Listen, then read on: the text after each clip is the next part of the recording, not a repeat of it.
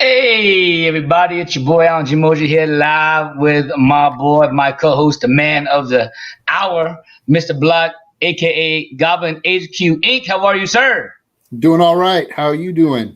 I'm hanging, sir. I'm liking the new. I feel like you're in a new room. Did you rearrange the room? What'd you do? No, I got a new setup. Oh, I had it a looks little bit of good. extra money, so I went out and got a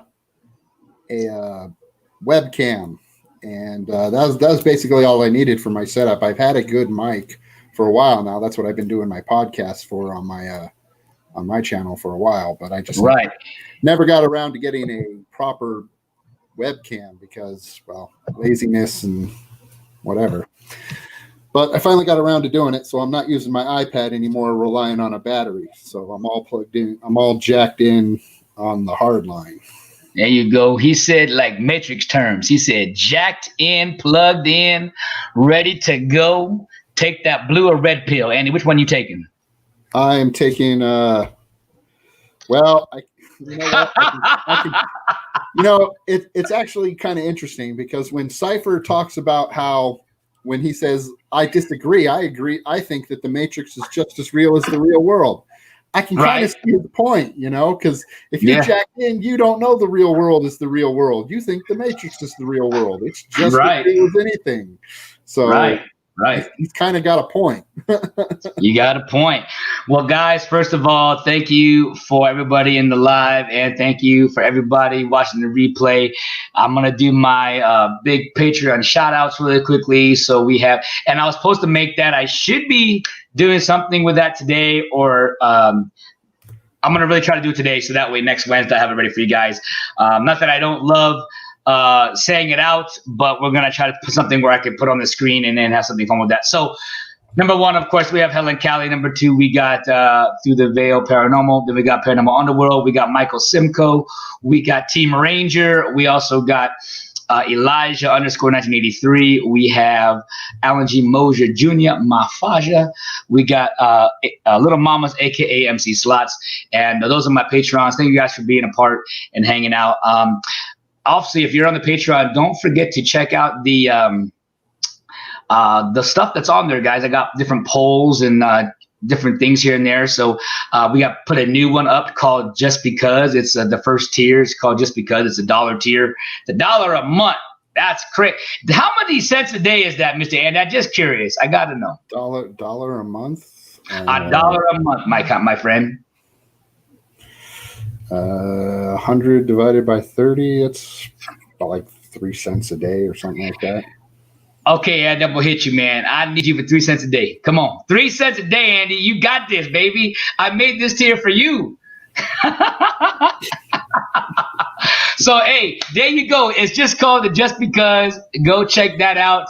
I might actually, that was just going to be called, or it is just called Just Because, but I might have something in there to where at least you guys can, like I said, do the polls and stuff like that and have a little fun with that. So anyways, I know a lot of guys that said, hey, I wanted to do this, but I didn't want to get any content or anything. I just want to support. So there it is. It's really inexpensive. As Andy said, the math expert, less than 3 cents a day or 2 cents a day. Go get yourself some Patron goodness over there with FIRELINE ENT. With that being said, we got some birthday shout outs really quickly. I have a few of my friends, Gary and Melanie. We went out last night and had some fun with some family and friends and sang our heart away. And today, my cousin from the Philippines, Pooja, she's half Indian and half Filipino, and that's why the name Pooja sounds like that. But hey, really excited for her, and I told her we sing her happy birthday. So Andy, clear your throats. You want me to sing? We're gonna sing together, man. It's a duet. We can do it. All right. And her name is Pooja. I think you can get the name right. I think you'll be fine. All right, here we go. Pooja, that's it. Here we go. On the count of 1, 2, 3. Happy birthday to you. Okay. Happy birthday to you. Happy birthday, dear Pooja. Happy birthday to you. Yeah. Now we got to do it, Marilyn Monroe. Oh no, no, I'm good. Happy birthday to you. Oh, that's all. I'm gonna go there. Hold on, I'm gonna go there. Hold on. Stay there. Keep going. No. That's all you're getting. Oh man, I was excited for that, man. Also, really quickly, I was just gonna surprise you with it, but I'm just gonna tell you now because I think I'm gonna try to get a little bit more footage. But the reason why I was asking when we do stuff here and there, and I'm gonna try to change the camera angles, so that way I'm gonna do another FIRELINE trailer. Or opening where we can see ourselves having fun and talking. I know a lot of I've seen people. It's really cool. I like it. I just gotta figure it out and get the timing to do it. So that's just basically there for you. So I just want to let you know that's why if you see me doing stuff, I say, hey, like you and Tony last week, you're all like wondering. I think he was one like, why did he leave the show? I didn't leave the show. I just wanted to change the angle a bit. You give you guys the spotlight. Okay. If you guys did not see the screen, the thumbnail, whatever you want to call it, I think Tony is showing up here. Did we get him right off the bat? Shoot. Here we go. Where'd he go? All right. Yeah, he was right there. And he was already here backstage, and then he rolled out. He's all, nope, I'm not done. I'm not ready for that just yet. I'm not ready for that just yet. Well, let me show you guys what we're going to be talking about. And I think I took the wrong thing off. Hold on. That was my fault. Guys, that was my fault. Oh, I know why. Did you break it already? Yeah. You got to love breaking the system, which sometimes is a good thing if you do it the right way. I like your Cobra Kai t-shirt, man. I was going to wear the Cobra Kai hat. Oh, my God. My bad. I'm saying you got a Cobra Kai hat on. I was going to wear my Cobra Kai t-shirt. So what do you got? What shirt is that? The Supernatural. Supernatural family. You know what's so crazy? Supernatural fans. We go to the Supernatural conventions. So I'm jealous because you got some cool memorabilia in there, Mr. Andy, that I wish I had. I ain't gonna lie, man. You got some cool stuff. I will say I was watching I'm finishing the last 3 episodes of Legends of Tomorrow for season 5, trying to get all my seasons done. And I will say there's a little cameo. I thought they were going to show up. I thought my man Dean, and what was his brother's name? In the show? Yeah, Dean and who? And Sam, I thought they were going to make a cameo appearance in the show because they actually they were in a sighting of a Supernatural filming set. And they actually had the car, they had everything, they had the music playing. I'm like, oh, they're gonna do like a 5-10 second cap. That'd been so sick. But no, I was like, man, dang it. You know me and crossovers, man. I love it. Yeah. They're busy. All right. Busy wrapping up the Supernatural show right now. I know the last. Well, actually, season. They finished filming it. They're showing it right now. Yeah. Well, we're gonna bring him up. He came early. This is crazy. I love when he's early. It's a good time. Mr. Tony Anthony Spataro, ladies and gentlemen, he's here. He's here. Yes, sir. Hey, what's up, guys? Hey, Tony. How you doing? We're doing good. Andy, man? We're doing good. Oh, see, when I show up, why is it when I show up we get all square like this? I don't like this thing at all. I got to get my loungy like chillin' talk like setup camera angle. Well, if I do, the only problem is then we get cut off, and I don't like that. So I like this better. And then you're actually, my name is AGM. I guess you're FIRELINE, and Andy's Andy. That's how we do that. All right, let me push up what we talking about today. And it's real simple. It's basically, as you can tell, all the movies that we were supposed to see this year in 2020. These are supposed to come out. Top Gun, Godzilla vs. King Kong, Ghostbusters Afterlife, Fast 9, Wonder Woman 84, No Time to Die, Coming to America 2, The Kingsman, the prequel, Halloween Kills, Spiral, A Quiet Place, and Venom 2. These were all movies that were supposed to come out in 2020, which was this year. And so my question for each one of you lovely people, we're gonna start off with Top Gun Maverick. I want to know, like, were you pumped about the movie, whatever that we're gonna talk about? Were you pumped about seeing it? Are you still pumped? How long will you wait for it? And where do you think will it end up? VOD, back in theaters, or if you want to be more specific, you think it'll be on Netflix, Hulu, whatever you think it is.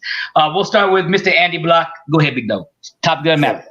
I actually was kind of excited to see this one. I really enjoyed the original, even though it's basically just a big Navy recruitment movie. Yeah. Yeah. Come join Navy pilots. There you go. But where it ends up, I'm just going to be flat out honest, and this is going to be pretty much my answer for all of them. Oh man. Their movie execs had better start looking into VOD, because if they hold out for the theaters opening up, they're all going to be just dead in the water. I mean, that's just the truth of the matter. Yeah. Go ahead, Tony. Your shot, Big Dog. Oh no, this is a brilliant topic, because I was watching a James Gunn interview or something about him like earlier, and all weekend I was like remembering movies that I was stoked about 6 months ago that I totally forgot about, and was like, oh God, what's going to go on with that movie or that. And so this is a great topic to get like your reactions for how you feel about it now, and even how you felt about it back then. But Top Gun. Right. Top Gun, I was stoked. I mean, it was. I can see how people would maybe want to go see it, but I just wasn't drinking the Kool-Aid on this one for some reason. I was like, it's a lot of fighter jets, and I'll see the action, but no, he got to go. No, he got to go. He said he was not into. Just messing with him, man. Just chill. I can do that. If I want to take all y'all out, I can take all y'all out. I'm just having some fun. Right. You don't got to get all crazy there, Mr. Andy. Because I saw where you was going with that. Tony, continue, my good friend. I'm just having fun, cool, but like, if I'm trying to like tie it into the first one from the '80s, I'm just gonna be like, I feel like I'm already gonna be let down. It'll be based on the action and some things like that, but I'll just take it for just a very light movie and not put a lot of depth into it. How about that? Yeah. Well, if you notice, all the movies, and I'm not saying some have failed at it tremendously and some have captured, where they've taken a movie back from the 80s or 90s and they've made it more compelling than just cheesy, if that makes sense. And I feel like that's what's going to happen with this Top Gun. This Top Gun is going to make it not cheesy. It's going to have the cheesy, of course, of the first, because everybody loves that, that part of it. But I believe they're going to go in depth with some things. We're not sure if it's Viper. Is it Viper? That's Tom Skerritt's character, Viper, right? Yeah. They might see that death scene that's in there that they show. We don't know if that's Val Kilmer's character, which is Iceman's death scene, or if it's Skerritt's. I think there's going to be a lot of emotional ties. If you love the first one, there's going to be some emotional ties to that. For me, though, I want to say that I was super looking forward to these movies that we're going to talk about. Some of these are meant to see in theater. To me, I'm sorry. I mean, I love my 55-inch screen TV. I have a friend that has a 100-inch screen TV. It's not going to be the same. The sound's not going to be the same. Yeah. The feel's not going to be the same. It sucks. So, yes, I do want to see it. I still want to see the movie. Don't get me wrong. As Andy said, I think I want to see. It needs to be out. Like, if they were going to put it in theaters, like, they should have been out already. They shouldn't have pushed it till next year. And again, what's going to happen is, because I don't know if you heard this or not, but the movie theaters are not going to open up again, they're going to close again in a lot of different places. They're going to keep closing again. So with that being said, with that being said, all the movies going to push out. Like, they need to get this stuff going and get some movies out, because like they would have had a certain impact when they were supposed to come out, and after waiting 6 months already, 7 months, like, please get them out so they'll have some impact. Because to me, like, a lot of movies are starting to walk the line where I'm forgetting about them, and it's like, dude, I don't even care anymore. Like that one, even, like, you know, like, please just, I'm not even going to worry about it until it comes out, and then I'll be happy to see it. I've been just waiting so long, you know? Well, here's the thing I think they should have did. I think they should have did this. I think they should have did this. Andy, let me know if you agree with me. I think they should have did this because they've already done it already. They proved it. They could do it. Which is, how many movies did they bring out that was old school? They brought out like Casablanca. They brought out I think they brought out like The Matrix. They brought out like all these different movies they brought out in theater, old school, Back to the Future, right? So they can re-release it. What they should have done was had these movies come out, put them out, but let's say they moved up a month or two, right? Put them out instead of keep moving, put them all out like they're supposed to. And then let's say people came and watched it, whatever, they could have done a re-release in a few years when, you know what I mean? When the pandemic is somewhat little lower, or we can able to go back to theaters at 100% capacity with no mask, and then do a major release. Hell, Avengers did it with Endgame. They released it twice because of the fact that they said, "Oh, we have a brand new footage," which was like what, 5 minutes long, if that. 7 something. And they re-released it. Yeah, and they just re-released it, and that's how the highest of all time. Am I right, Andy? Am I right on that, or am I not thinking about that? Yeah, but there's different factors because a lot of movies that release, they rely on that opening day budget, and that's what the execs want. They don't want the secondary, they don't want the tertiary, they want the opening day, that opening week where it opens up. They want all that cash, because if it's not the opening day, they don't give a crap. So they're waiting for that. And unfortunately, it's like Tony said, that's what's killing them, because they're waiting for that. We're pushing it back. They want the stats. They're never coming out. We don't care. They want anymore. the stats. We don't care. Yeah. Top Gun. There was supposed to be a Top Gun movie. Oh I remember that. Sort of. Yeah.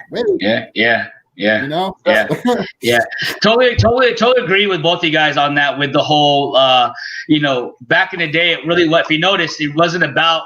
I mean, maybe for me because I was a kid or a teenager, but it wasn't like the opening box number of the weekend. It was just, hey, let's go see a movie. Movie made some money. Great job. You know what I mean? But now everybody has that expectation. Oh, we got to have $100 million weekend. You know what I mean? Or we got to have a $5 million weekend or a $1 billion weekend because we got to chase that. We got to chase that money. And that's crazy to me. And it's tough. I mean, and also when Top Gun first came out, wasn't a lot of movies about big carriers and sweet fighter jet battle scenes. You know what I mean? Like since then, how many movies have you seen somebody be the Navy pilot in the movie? Right. You know what I mean? Right. It's like you really got to step up to make all this movie, and that's like, I mean, I know you can love Top Gun, but it's like to kind of lock it into something now. It's like, man. I mean, I'll say this, and I'll say this, because I'm sure both of you guys will agree with this, and we'll go to the next movie. Now, when I say this to you, I'm not saying you guys are hardcore fans, so it shouldn't disrespect you guys at all in one sense. But I feel like if you are a hardcore fan of a specific franchise, it's not going to matter how long you're going to wait. I'm just saying. So, like, for example, like what their storyline says will make or break that movie, definitely. Well, no. I meant. Tony, name one of your. I'm just gonna say Star Wars for you is one of your favorite franchises of all time, right? Yes. No. Yes. It's great, but okay. Pick another movie. Pick another franchise. I totally understand what you mean by saying like it better have a good story and find a closing to some of these character storylines. That is important. Nope, that's not what I'm asking. That's not what I'm saying. I'm asking you, what's your favorite franchise?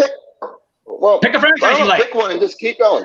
I just did, but you said Star Wars. Okay, there you go. Lord of the Rings. All right, Lord of the Rings. And Andy, I know that's your favorite of all time, correct? Andy, am I close to know that not of all time? Okay, so all I'm saying is if you are a hardcore fan of Lord of the Rings, it's not going to matter to you if that movie comes out in 2 years, 3 years, 4 years, 5 years, 6 years, 7 years, 10 years. Oh, yeah.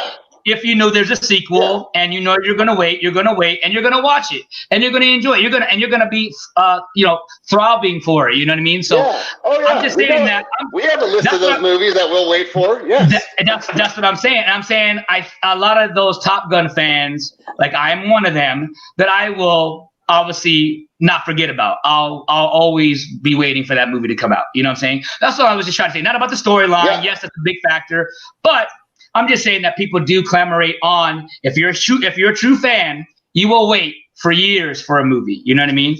I'll just throw it out there. First. I know, right? All right, next movie. Here we go. Let's go here. Yeah, Godzilla versus Kong.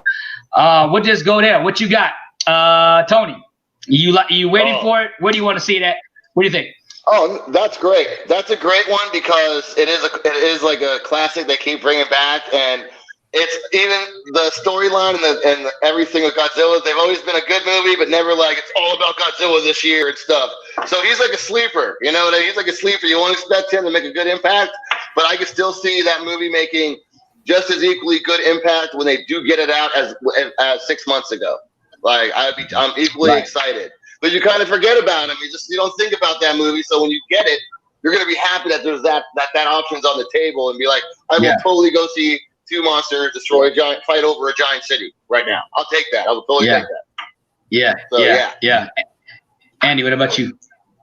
I was looking forward to this ever since they kind of hinted at it in the original 2014 Godzilla. I was like, this is freaking amazing. A lot of people gave a lot of shade to Kong Skull Island, and I couldn't really understand why. I think it's because they went into it with really weird expectations, and I was like, it was in that dark universe start area of stuff. Yeah. And so they had a different lens looking at it. Yeah. And it's like, I don't know what kind of movie you expected going into this. I expected to go in and watch Kong like destroy things. I don't know what you wanted. Yeah. I was like, he beat up some helicopters and fought some monsters. That's all I really wanted. So I was satisfied. Right. And then they announced Godzilla versus Kong. Now, I was kind of skeptical about that because Kong was actually kind of small in Kong, and Godzilla in 2014 was freaking gigantic. And then when Godzilla King of Monsters came out, it seemed like he was a little bit bigger too, so that he could match Ghidorah. And I was like, I don't know how this matchup's going to go, but I was looking forward to see what they're going to do with this because Godzilla is a franchise that's kind of dear to my heart. Now, I'm not a super fan of it. I don't love every single cheesy Godzilla movie that they did. I can look back on the old ones and say, okay, those are some of those are stinkers. Right. You can throw those away. I don't care. Right. Whereas everybody else is like, oh, they're so cheesy, they're good. I'm like, no, that's not true. That's just cheesy. You can go away. Yeah. Everybody got a hot spot. Yeah. So I think Tony just left on his own right now. So I was just gonna say that this is a franchise, not that I never got into. I didn't mind the one with Jack Black. I definitely enjoyed the new one that came out. I enjoyed the Godzilla one, the one that started the universe for this section. The Godzilla 2014 one, I think it is. I think that's the one. There was another one before that. There's another one before that, which I didn't mind that one either. Forgot who stars in that one. It's Matthew Broderick. 1997 Godzilla. Yeah. They don't even consider that like canon or nothing. That's right. Of course. It was horrible. Of course. Yeah. I didn't mind it because I don't have I don't ever come and I'm not saying you have, Andy, but I know you know more lore than I do with certain things. For me, I just go in and I just watch, you know what I mean? I really got nothing to compare it by. So that's why I guess I can enjoy these movies a lot more than some. But yeah, so I'm looking for this and excited to see it because I saw the last one. It's so funny, when I was making my posters for for one of the shows, and I was dealing with all the different monsters they were having in that one movie. There was like 15. I don't know if they all showed up in that movie. I don't think they did. I think there was like 3 or 4 of the big ones that showed up in that one, the last one. In King of Monsters? No, they had a bunch of them at the end. Yeah, they had like 15, they showed right? up to bow fealty to Godzilla after even Alpha and Nuke Ghidorah. Yeah. Well, I didn't even know. Yeah, I didn't even know they had that many monsters. I was like, holy crap, that's a lot. Oh, well, man, there's like a subspecies of monster. There's a subspecies kind of look of monster, and then there's the higher up that are more unique looking, and those are the ones we know as like the Mothra, and there's like things like that. And they really tied a little storyline into some of the monsters' backgrounds in these couple of Godzilla movies. Yeah, I mean, it was really kind of correct. It was, and mixed in with the King Kong, it is definitely the Batman Superman engagement of monster movies. Yes, like that's what you're waiting for. Yeah. Well, like I said, it's just gonna suck to see these from home. Hopefully we get to see them in theater. If not, I'll watch them at home. I don't mind watching it. It's just, I feel like you watch the really ant movies, you can watch at home, but when you first get your first experience to watching it, it's on a big screen. I don't know. That's just me. I just love that whole movie experience. For me, going to the movies was a luxury. If I got to do it, that's great. But for me, seeing movies at home was basically the norm. So I don't expect to see movies. I'm not going to be one of these guys that's like, I have to see it in the theaters or else. No, if it comes out on VOD or Blu-ray or whatever, I'm happy to do it that way. I'm not going to be an elitist and be like, no, this one has to be in the theater. There's no other way to watch it, because the theater experience is all or nothing. Right. Because growing up for me, I didn't, my family couldn't afford to go to the theater all that often. So when I got to go to the theater, that was like the once in a while, oh my God, we must have gotten like a bonus on our paycheck or had some extra money we found in the couch cushions or something. Yeah, there you go. Yeah. Now, Andy, you're a family of 3 or just 2, you and your brother? Total family, or just me like siblings? Your siblings. Siblings 3. Yeah. So usually that's a tough when you got 3 in a household, and trying to go to movies is fun. Deciding on the movie. So that's deciding on the movie. The worst part. Yeah, for sure. Mom and dad are like, I don't really give a care. Whatever you guys want, let's just go somewhere. And sister wants to go see this. Mine was, yeah. That's exactly how mine was. Just not really like. Well, just next shut up, on the list. Stop arguing. Let's go. Let's go, and we're gonna go right to Ghostbusters Afterlife. Tony, you can take it away, brother. Looking forward to seeing it. And do you want to see it in theater? What do you got?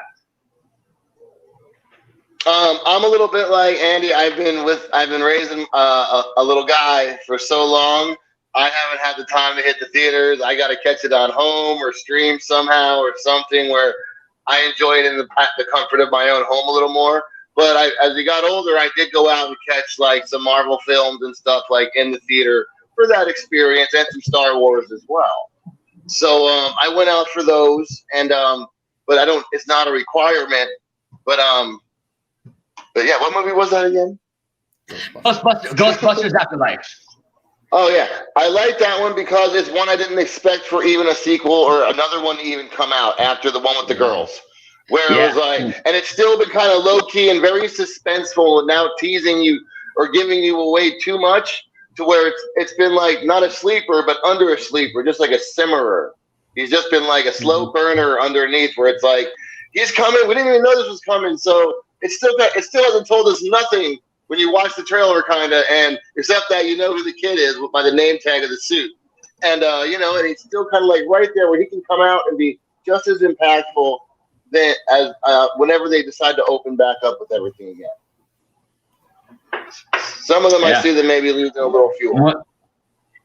Is this something? Now, I'm sorry if I didn't. I guess, guys, don't answer it like, oh, okay, I don't want to see every single one of these movies. I'm not saying that I'm saying if you had a choice in matter to say, hey, I would like to see this one in theater. Not if you can or you wouldn't. I'm just asking if that's something that you would like to see in a movie than at home. Even though we already know you're going to want to watch it at home and you're going to want to watch it at home but would you like to see it in theaters? Is that something you would want to see in theaters, Ghostbusters? I could see it in theaters. It would work. I'm indifferent to that one. Yeah. Top Gun and Ghostbusters, I'm indifferent. Zilla and Kong, I would like to see in theaters. There you go. Yeah. The scope. Because those are monsters. Yeah. That would be a good. That would definitely be a good movie. That's the only one, and that's because you and I are just a little different with that, Andy. Just of the fact that I think because of the fighting, the flights that we're gonna get is gonna be enormous. Like the scope of that is gonna be something we've never seen before, other than back in the day. I mean, we got shots that supposedly have never been heard of how they took the shots, and they're not CG, which is gonna be freaking crazy. So that's why I would like to see movie theater, just because of that scope of it. Next to Godzilla for sure, and Ghostbusters I can either home or theaters. Well, and Andy, real quick, is Ghostbusters something you're looking forward to seeing as well, or just kind of Yeah, I'm looking forward to that one. For a long time, because Dan Aykroyd and Harold Ramis were talking about number 3 for a long time, but Bill Murray was long time. I'm done with Ghostbusters. I'm done with that. Yep. And then Harold Ramis passed, so everybody was like, okay, I guess Ghostbusters 3 is dead in the water. And then it was in 2005, I think it was, they released a video game, Ghostbusters, the video game, and Dan Aykroyd basically said, well, that basically is Ghostbusters 3, because they all wrote it, had a hand in writing it, they all lent their voice acting to it and everything like that. And I was like, I perfectly accepted that. It was a decent game. It wasn't like winning awards or nothing, but I enjoyed it. Yeah, I'm still playing. It was good. It was good. Yeah, I'm still playing it right now. I'm about halfway through it right now. That game, they had it on sale for like $15 or something like that. Yeah. Yeah. If you can pick it up, you can pick it up on the cheap, and it's fun. It ties into number 1 and 2, and kind of wraps up their storyline and everything like that. And it's got some great voice acting because it gets all the original cast back together. Yeah. Except for Rick Moranis, because he was still in retirement. But everybody else is there. And it's a good storyline. Yeah, it's good. We're going to take a little quick break, guys. And so that way, if you want to get a sip of water, do what you got to do. You can totally do that, guys. But we're going to show, if you guys like Comic-Con or you guys like anything with that, I'm going to show you guys a intro for one of the shows we got for Comic-Con 2019 for our cosplay. So let's check that out. Here we go.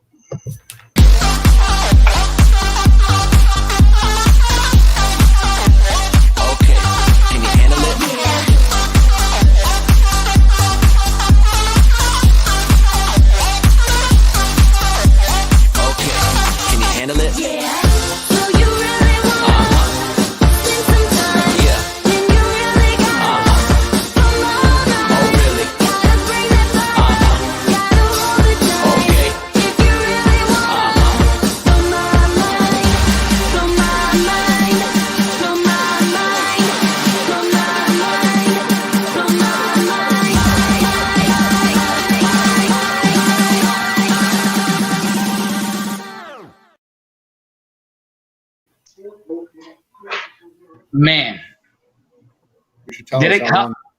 Breaks are going to be. Oh, you're good. You can keep chewing. I want to play it again anyways, Andy, because there's a lot of cutting going on in there. So let's try that again. I don't care. Here we go. One more time.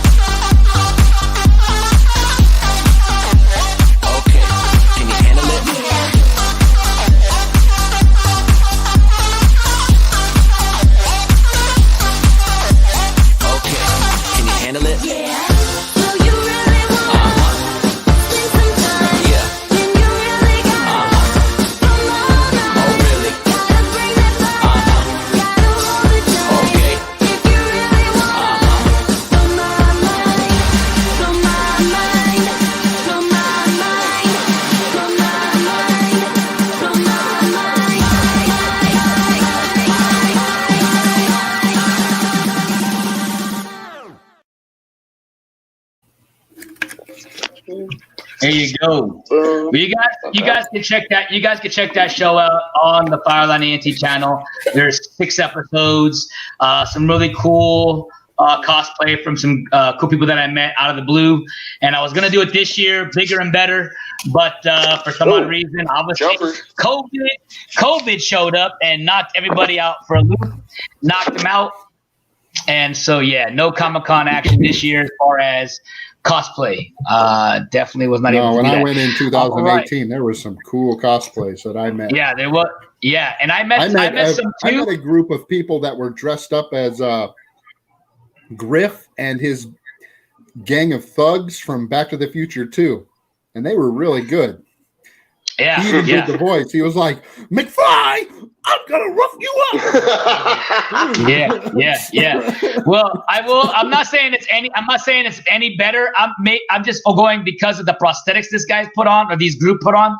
But and this was last year. But there was I think 5 of them, and they were old G1, Starscream, Soundwave, Megatron, Bumblebee, and Optimus, and they were like 8-9 feet tall. They actually they looked like they were robots, but they weren't. They were actually foam stuff.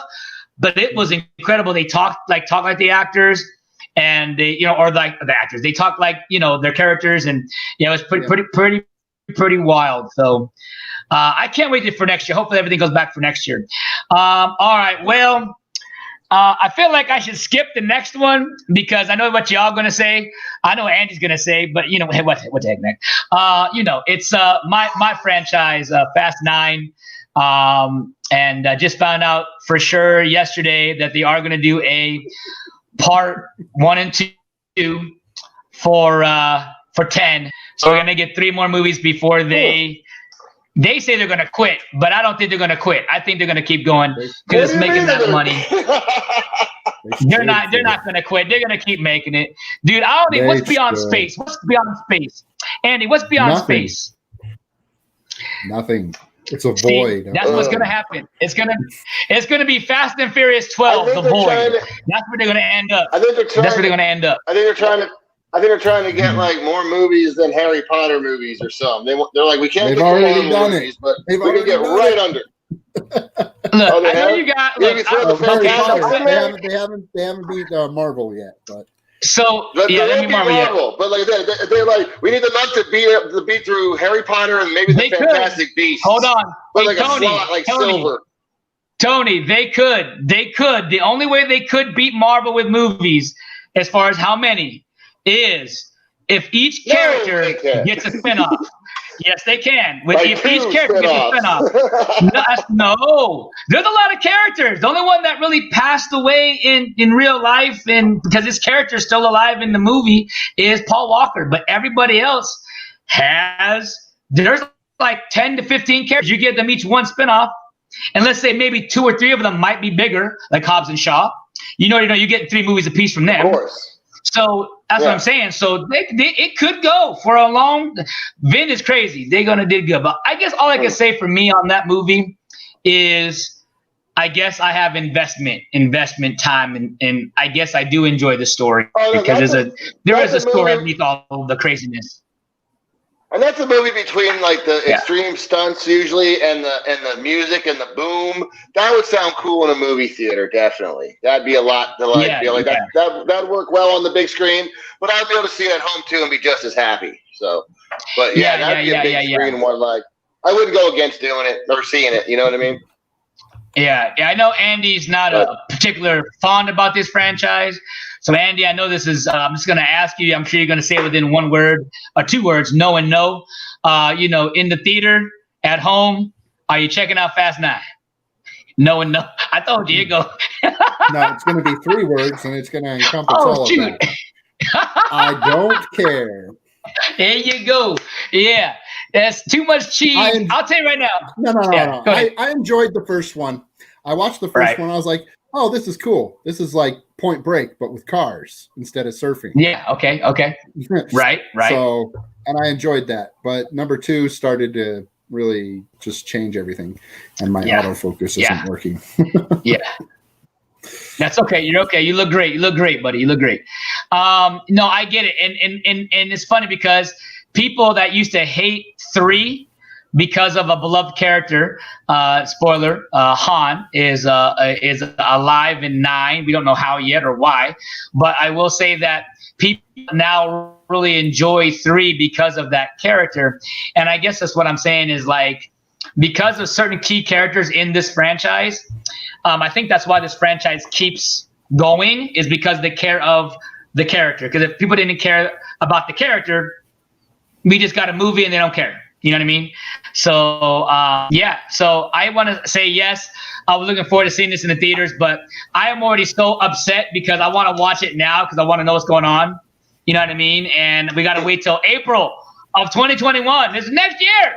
Dang it. It was for my birthday, and we can't see it. We did. Yeah, I know, there's been now dates like the beginning of January 2022, like we're supposed to do some cartwheels or something. It's like, okay. You know, like, all right. Yeah. I'm just going like, Well, okay, you're going to make me wait longer? I'm supposed to get excited about that? No. I know. Go do a backflip or something. I'm man, just going to say, it's crazy forget to me. about it.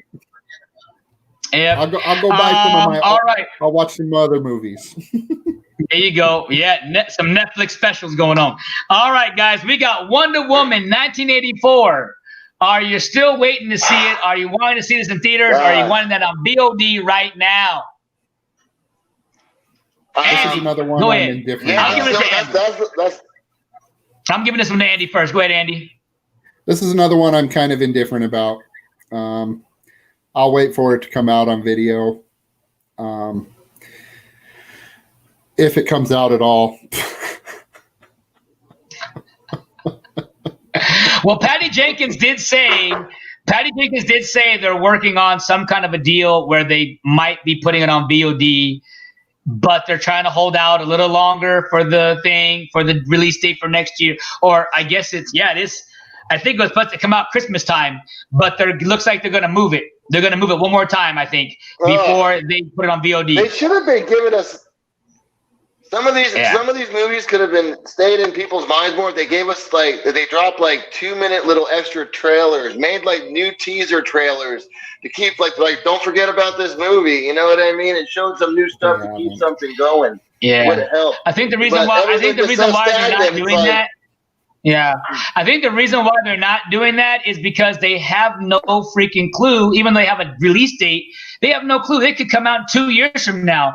And so it's just like you said, when you put that first trailer out, 8 months ago, a year ago, it's like, I get what you're saying, though. Yeah, you got to keep the vibe at the very end, it'll be it'll just be a bunch of question marks, some 2,000 question marks. Yeah, you mean like Battinson's Batman at the end of that trailer? Where has some question marks on there? Yeah. It's just going to be a big old fat TBA.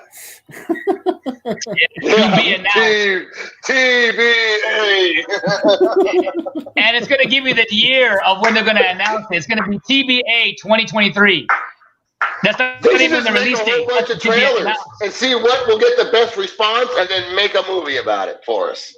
As they should do. See, wait, really quickly. With all these polls. Really quickly, Andy. I want to get your thoughts on this. Because people were saying they released Tenet because they thought Tenet was going to be the go-to movie for people to go see, run to the theaters because it's spectacle of a movie, right? Do you think they could have done this instead, where they could have shown 5 or 6 of the top trailers that they think people would want to go see, then do a poll, like a national or stately poll, heck, even worldwide poll, why not? And then that's the movie that you lead with, and not go, oh, Christopher Nolan made this epic movie called Tenet that was supposedly, from everybody that I heard, from all critics, all family and friends, they've all said it is a very hard movie to follow. Action's cool, but it's just really hard to follow, and it's a mind trip of a movie. So if you're not in it's confusing, really, really bad. So do you lead with that type of movie to get people to go back to theaters, or do you put a crowd favorite?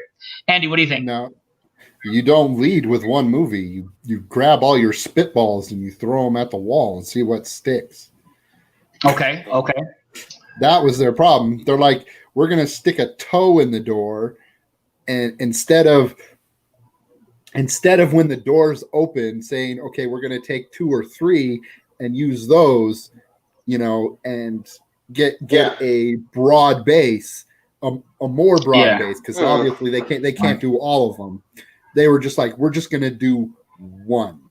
And I think the reason why the reason why they did that, though, Andy, just to throw a little devil's advocate in there, was because of safety and because of the time frame of safety. Meaning, each movie is a 2.5-hour movie, 2-hour movie now, whatever these movies are, and you have to have the time. But with all the limited seating, because you got to remember, these seatings now went from 100 seats to like maybe 25 seats. So you couldn't do multiple movies like that, even though I want to say you probably could have done 1 or 2 movies, but it'd be really hard to get all the times, like, you know what I mean, throughout the day, and to have multiple movies and have the safety precautions of that. They have multiple screens. It might be it might be mixed in too with like who wants to take that hit and be like, you could have had, whatever you get at the box office, it should have been 80% more if you didn't release it. You know what I mean? But at least some way somebody said, you know what, whatever with the stats, and we'll run with the movie and give it a shot and see if people will go to the movies again.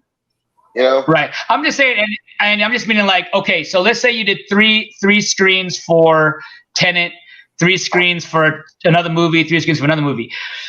I think they kind of did that, but they did it with like all the movies and then Tenet. I think but they should have gave more than 1 movie. But I think the reason why they were scared of putting more than 1 movie out was because, again, they want that $1 billion opening, number 1, and then number 2. Yeah, and then number 2, I think because of the times of, okay, movies start at 10 a.m., 10:15 for the early bird, and end at 9 o'clock. You know what I mean? And I've seen stuff where they only got like 5 showings, where you had one at like 10, one at 1, one at 7, or 1 at 5, 1 at 7, and there you go. You know what I mean? So it would be tough. I understand it. I understand exactly what you're going for. They're trying to maximize the profit on one movie so that they can make their entire budget back.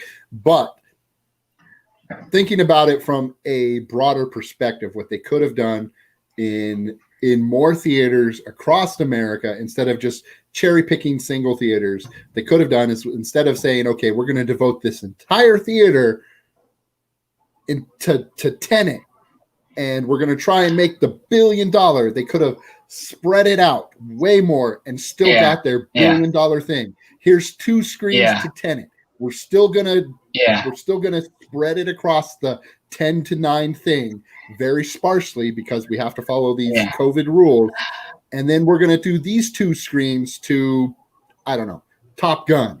Okay? And we're gonna do it sparse too. And then we're gonna do these 2 screens to James Bond, No Time to Die. Ooh, No Time to Die. No Time to Die. We're gonna do all 3 of these movies, but we're only gonna do 2 screens a piece. And we're going to spread it out all over this time. Right. It's going to be mix and match. We're probably only going to make like, I don't know, $1 million, maybe. But we're going to do that in theaters all across America. Right. Well, here's their thing. Yeah. Well, here's the downplay on that. It sounds great on paper, Andy. Trust me, because that sounds like it would have worked tremendously. But here's the problem. Because of the pandemic that happened, they had closed a lot of theaters down across America, so only certain states and cities had it. And so if they would have did if they would have did your formula, Andy, to those states, it might have been a better outcome. Because of right now, California, there's only San Diego, Orange County that has movie theaters open right now. No place else in California has movie theaters open. In Vegas, movie theaters are open, right? In Vegas, yes. I think there's people because I got people coming. I had people that left California to go to Vegas to watch a movie. My personal friends that did that because they want to see a freaking movie. Yeah, we got things and open. We've got up to 200. We're up to like 250 for gatherings. They saw that and we got our first. Yeah. They saw Russell Crowe's movie. What's it called? Binge? Something Binge? I don't know. And Russell Crowe's movie came out. They said they saw that. And then they saw New Mutants. Those 2 came out. I guess they went and saw those last week. My friends did in Vegas, and they're out, and they live out here in Victorville. So, like I said, Andy, I think your plan is amazing, and I think it would have worked if they would have implemented it in more states. If the states and the city allowed it, though, that was the only thing. You know what I mean? Which sucks big time.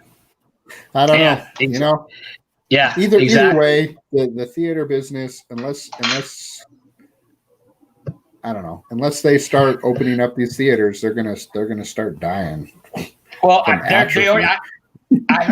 heard that AMC is pretty much going to be dead out the water soon. Cinemark is right behind them, and Regal's, they actually closed down their theater, and they don't know whenever they're going to open back up. So we may never see a theater again, and I wish they would stop putting these trailers out saying, in a theater near you, coming soon. It's like, no, it's not. Why are you lying? But VOD's coming soon. Stop lying. Coming, and it's got IMAX. It's got IMAX in big lettering. It's like, it's not coming to IMAX. It's not coming to 4D, 5D. It's not going anywhere. It's coming home. So stop teasing us. Unless you're shipping me an IMAX theater. Yeah. Oh, I like Andy. Andy, say that again, brother. Say that again. Go ahead. Unless you're shipping me a personal IMAX theater.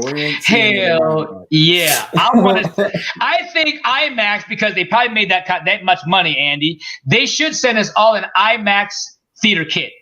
Just saying. I'm down with that. Okay, moving on to No Time to Die. This is my sister's favorite, my family's favorite franchise. Not mine. I enjoy it. Don't get me wrong. And there's a lot of Bond I got to catch up. There's like 120-something movies or something like that. Some crazy number. Like 26, 27, something like that. With all the Bonds? With all the Bonds, yes. Right? All the Bonds from the beginning to the end? Okay, I thought that was way more. 26 to 27 movies. I have them all. Except for Never Say Never Again. I don't have that one because that was one that was produced outside of the Eon production. So did Bond beat Marvel with the movies as far as like how many movies made? There you go. Out of the MCU. Yeah. Yes. That's crazy. Well, good job to Bond, man. That's why he's Bond. So No Time to Die. Andy, are you? Not Andy. Sorry, Tony. Are you ready to see this? No Time to Die. And would you want to see this in theaters, or you just watch it on VOD? It would be at home. That would be an at home one. But the premises of a 007 Bond movie is something you can just not have to worry about. Oh, I gotta watch 26 movies. No, you don't. You watch a couple if you want, a little bit back, and then kind of go into it if you want. You know what I mean? And and then still have a good enjoyment of it. Kind of know what James Bond's kind of about a little sneaky stuff with some cool toys and tech and figuring something out. You know what I mean? So I would definitely watch it when it comes home. Let me ask you guys this both question that you guys can each answer because this is for me because I would love to get your thoughts on it.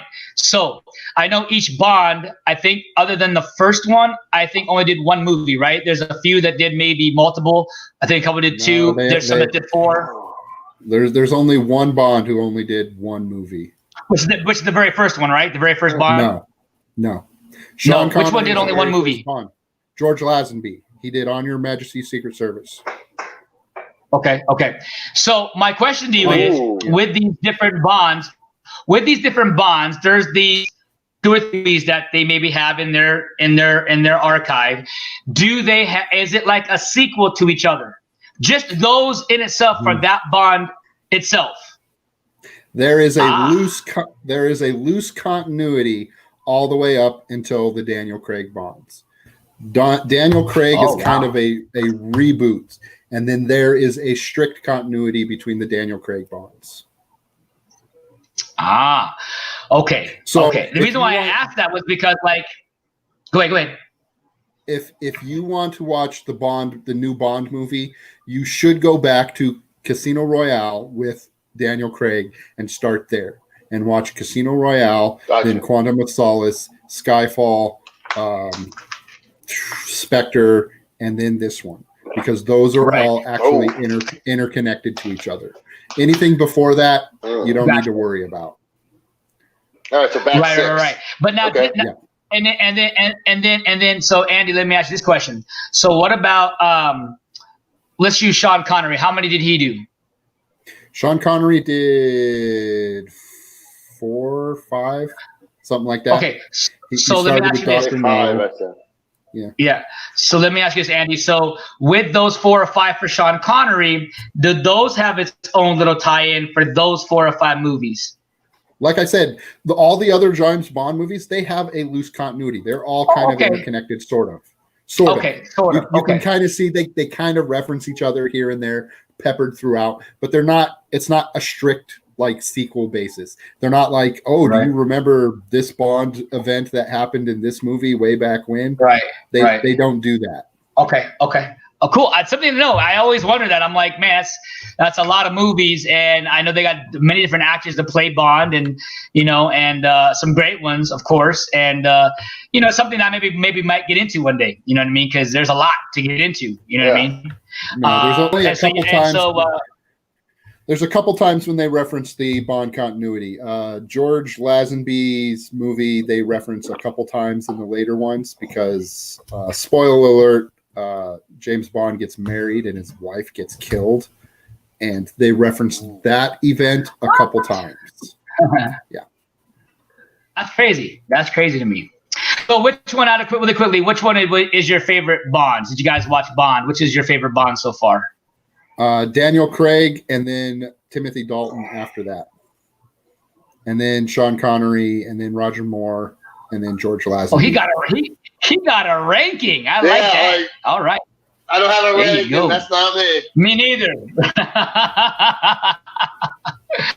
That's funny. All right. And would this be something you guys want to watch in theater or what? If it comes out in theater. I would like to see it in theaters, but I can watch it at home, no problem. Yeah. What about you, Tony? Yeah. I'm on the same. Like, it's like, it'd be fun to probably hear and see and watch. It'd be like kind of like right there with Fast and Furious, and for the music and the sounds and the bangs and a little bit of the action and the level of like that kind of action. Probably be fun to see in a movie theater. But I'm gonna wait for it to come out on streaming somehow. So yeah, that's me. Right. No, of course. I got a small list of what'll get me out to the movie theater. There you go. Thin. There you go. Well, we're gonna come to some comedy. I was really looking forward to Coming to America 2 with Eddie Murphy. I really believe this would have. I think this is would have been his comeback, if you want to call it. I know he's got that Dynamite. Was it Dynamite movie or something like that off Netflix? I heard it did really, really good. I still gotta watch that. But I really think this is everybody knows him for this, and so I'm looking forward to seeing this. I don't have to see this in movie theater either. It just would have been fun to bring all my friends and just laugh our butt off in the theater. That would have been funny, and hear people. I mean, I guess for me, when I go to movie theater, let's say if all 3 of us went to movie theater, I would enjoy that because of the fact of our camaraderie and to see our reactions to the movie. And that's why I enjoy the movie stuff. Going out movies is not just the movie itself, but the people that are with us. You know what I mean? So this is something I would see in the movie theater, but I'd see it for sure. I'll see it at home and waiting big time for it. It's one of my favorite movies. What about you, Tony? Which one? What about you, sir? No, sir. Coming to America 2, where you at, buddy? Oh, Coming to America. Man, I'm gonna cut him. It's a comedy. Okay. I don't see it anywhere. Yeah, I mean, that's one of those. A comedy is what they needed, okay? If they did one of those 3 movie things like Andy was saying, they should have had a comedy, a drama, and an action movie in 3 different theaters, in 3 different spots right there, So it would have worked. That's one that would have worked out great in that formula. Give everybody a little something that they want, and you know what I mean? And you would have gotten people into some theaters, So yeah. Yeah. Like I said, I think their biggest thing, again, not to beat a dead horse, I think that the movie theaters were just the time frames for movies, how many because you got to remember, the movie theaters, yeah, they make the money from the movies, but they really make the money off the concessions. So, but the studio wants them to put them out. You know what I mean? And so I guess that's what happened, man. Andy, yes, no, Coming to America 2, Your Cup of Tea, no, nothing. James Earl Jones, Eddie Murphy. I would rather watch it at home, actually. There you go. Okay. Comedies I don't really get into in the theater. I think it's much more fun to spend it at home with a group of your friends, being able to talk and comment on the movies and stuff like that. You can't really do that in the theater. You can upset people doing that because some people don't, even though it is a comedy and it's kind of meant to be that way, some people don't dig on that vibe. So right. You get home, you get all your snacks, your pizza, your popcorn, and you just go, look at what an ass Eddie Murphy's making of himself. Ha ha ha! I remember that from the first movie. Do you remember that? Yeah. Ha ha ha ha! You do that with your friends. I know, I know, like if I'm at home by myself, if a movie can make me laugh or have a moment where I'm laughing out loud and I'm like I can't breathe laughing because I'm gonna cry or something. If I can have that happen when I'm like all by myself, then that's a successful comedy to me. In movie theaters, I can laugh a little more openly and socially, but to have something like hit you when you're all by yourself, checking it out and just watching it, or you're tired or something, and have something just kind of come out of nowhere that makes you like, oh my gosh, start tearing up and you can't see the movie anymore and such. That's kind of the sign of a good comedy. Yeah. Well, I'm gonna go back just a second and say, if you guys, I know you both have all seen the Rocky movies, correct? Mm-hmm. Yeah.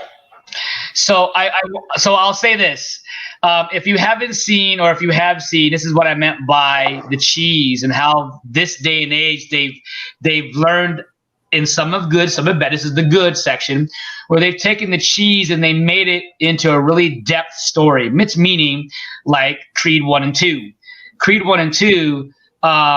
It's got. See, I never saw it. So Tony, when you get a chance, man, I'd recommend, if you like the Rocky series at all, you would really enjoy Creed because they take the elements of the Rocky franchise and it's in there, but it's really grounded and really in depth to make you care about the characters even more. And I think that's what all these sequels try to do. I think that's what these sequels try to do, is they're trying to, some I think try too hard and then it doesn't work.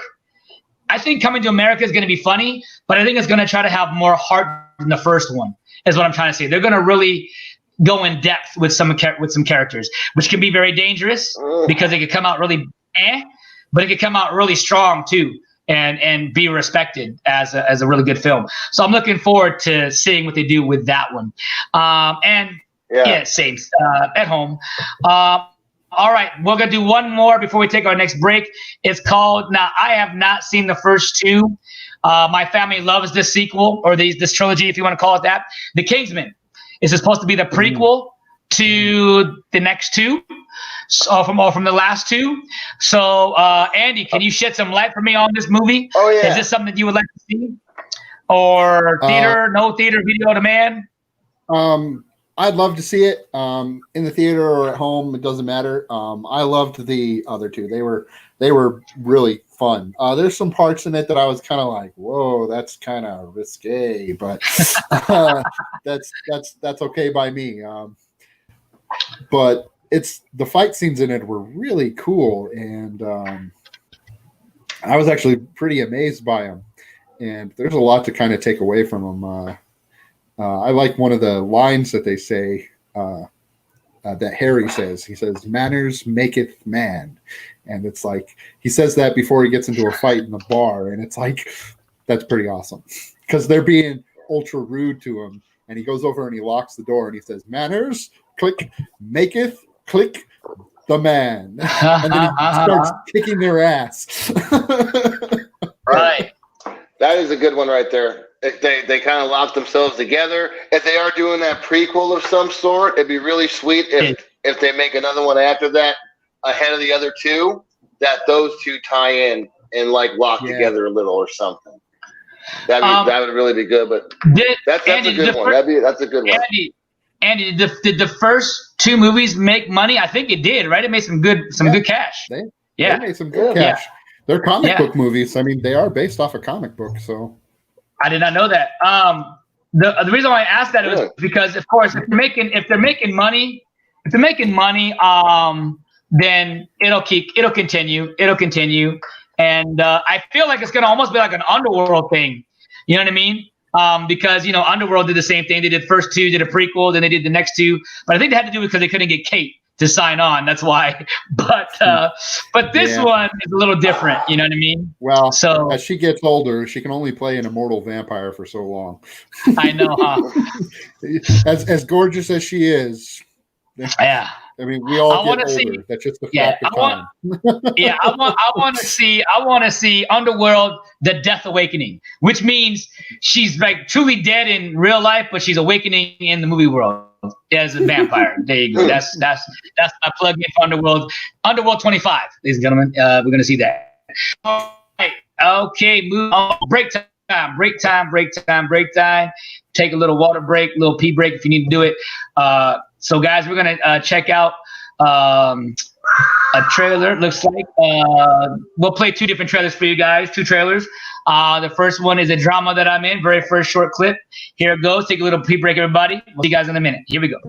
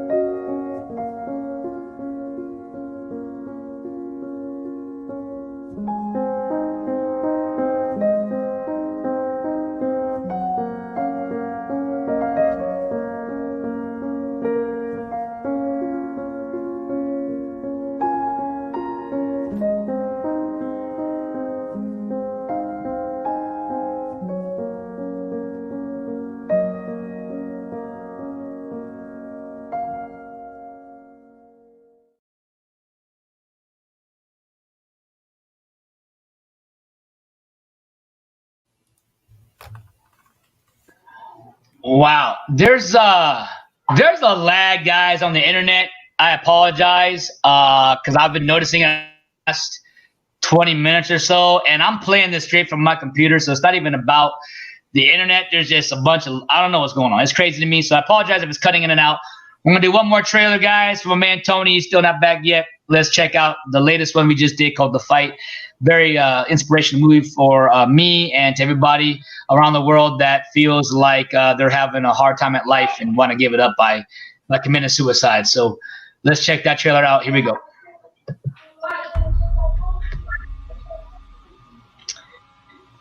As it's lagging.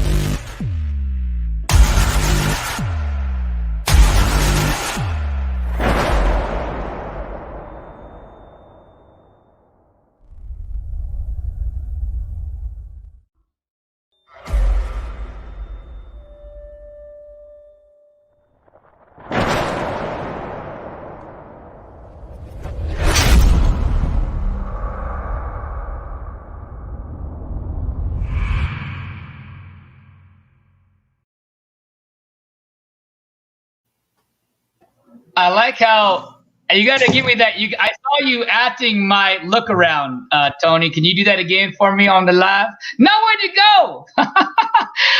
Andy, it's so funny how my logo had no problem with its, my logo had all of the screen time. It didn't pop, freeze or froze anything, but the trailer itself did, but the logo didn't. Logo looked strong there. That's hilarious to me. I don't know. Is it boggy on your end, Mr. Andy? No. My autofocus is having some problems, but that's just because this is the first time I've used this camera. Yeah, but it's actually not that bad. It's not cutting in and out of my way. Oh, good for you. As long as you guys not cutting for you guys, I'm happy. But yeah, your autofocus, it's only been once or twice, so it's actually doing really well. So not too bad. Very cool. I don't know what happened to Tony, but we're going to start going. The show must go on. Well, I think you like a little bit of this franchise. I know you're not a horror guy. Neither am I to an extent. I just like some of the slashers. But I know this year was supposed to be Halloween Kills, which is supposed to be the true third movie of the Halloween franchise. Was this something you maybe were looking forward to or no? Actually, Halloween is one of the slasher series that I'm actually, the new Halloween thing, I'm actually okay with, because I liked the first one, I liked the second one, and then everything else after that was trash until they did Halloween 2018, and I really liked that. And I liked the idea that John Carpenter was like, all right, all those other sequels that I didn't really have anything to do with except for maybe produce a couple of them, we're just going to ignore those. I really liked that. Yeah.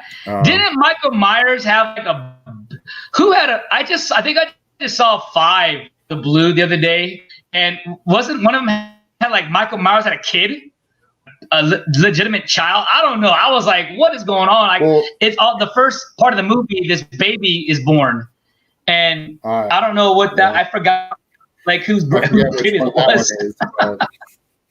Whatever. What the heck? It's crazy, man. It's crazy. So Halloween Kills, I would like to see it. I'm fine watching it at home. I don't need to see it in the theater. I don't care. Yeah. And Tony, I'm going to get you up right here in a second. I was just going to say, Andy, with I really wish they would have did Halloween, the one in 2018 that you're talking about, the sequel to the true sequel to Halloween. I wish they would have put a subtitle like they did with Halloween Kills.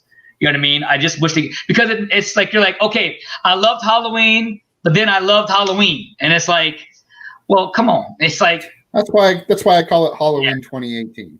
That's just you can do that. You can do that. I just do that and it's fine. Yeah.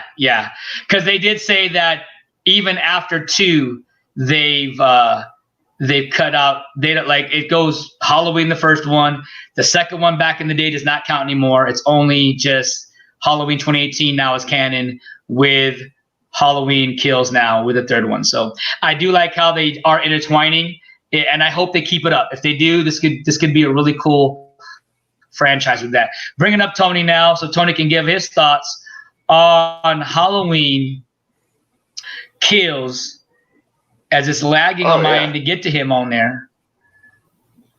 There he is. All right, my friend. My name movie, Halloween Kills, man. Is that over a comedy is a movie that thrives in a movie theater. That scare factor, big room, the big booms, big screen. Oh yeah, like all horror movies thrive above comedies, definitely in a movie theater environment. Definitely. That's going to be a good one. Like I said, all those coming out, that's going to be great to see in the theater, because it's a horror movie, but they always keep you on your toes, because there is the cliche formulas of stuff that some people go by that you're like, I don't want to see one like that. And they scare you, and they don't scare you where you think they're going to get scared, and it happens somewhere else, and it works out really good. So especially in a movie theater. That's something you go to a movie theater to see, definitely. You know what you're getting into, too. I would love to see this both theater and home because I don't have a girlfriend, unfortunately, but you guys got wives and wives. I just see wives. No, you don't have wives and girlfriends, you just have wives. and now I live in Utah. Us in trouble, man. Not unless you're in Utah, and then you can have both. But with that though, it's nice to take your girl and get the jump scare and the hug. Oh baby, take that type of stuff. So it's fun. It'll be good times. I can't wait to see it. Now this next one, I know you guys aren't particular of it, but I'm just curious to see where it fits in the franchise. Now I don't mind seeing this in theater, but I just can see it at home. Not a big deal for me. Is Spiral. It's actually, I cannot believe I'm saying it, but the guy, Chris Rock, the comedian, is actually playing his first dramatic role, which I'm curious to see how he does. So with that, I think this is a prequel. I have no idea. All I know is it's called Spiral from the book of Saw is the name of the movie. Now, here's the crazy part. If you did not see Jigsaw that just came out a couple years ago, I think it was 2017, that is a spoiler alert. It is a sequel to all the Saws. It is not. It was a very clever way of the franchise for me because they, as Andy said, once after the first one, it's kind of, if you're not there because you enjoy the characters, I enjoyed it more of the gore factor of what can they out top next. If you're not into that, then it's not going to be your type of movie. I mean, I like how they intertwine characters that you thought that were bad, that were good, that you thought that were good, that were bad. But this Jigsaw did a good job of setting, I guess, all that up, and that was the prequel. But so this one, the book of Saw, Spiral, looks like it could be good. So I'm interested. Tony, are you anything interested at all, or are you just like, not my thing? No, it'd be a good one to go see in the theater. I'd probably, if I was gonna have to go for some reason to see some movies, it would either be a big one that I really want to see on that thin list. And if not, a horror one would be great, just because it would, cause there's a jump factor, and and you can't replicate that. You can't. Yeah. You're looking for Andy. Now, did you see Jigsaw by chance? Just curious. Okay, so I know you like the first one, Andy, and I will say that Jigsaw is not like the first one, but it had its moments where it was trying to go back to that basic element of Saw 1. But I truly think that this one that's coming up called Spiral is going to have that one vibe and flavor. Is that something you would be interested in if Spiral came out? Let's say you heard the reviews and you heard some things about it, and it's like, yeah, it's kind of like Saw 1. Is that something you would maybe try out at that time, Andy, or no? Why are you getting all silent on me? There you go. All right. Doubt it. Okay. Because you like the first one, right? I like the first one fine. It didn't make me Saw series, but that's the kicker. The first one was just, it was fine. It didn't draw me into the series. That's why I didn't really continue. Right. Somebody else was like, "Oh, let's go watch Saw 2," and I was just like, "All right, fine. Yeah. Let's go. Why not? Yeah. Why not? I'll go hang out with my friends. We'll watch a movie about chopping people up or whatever. I don't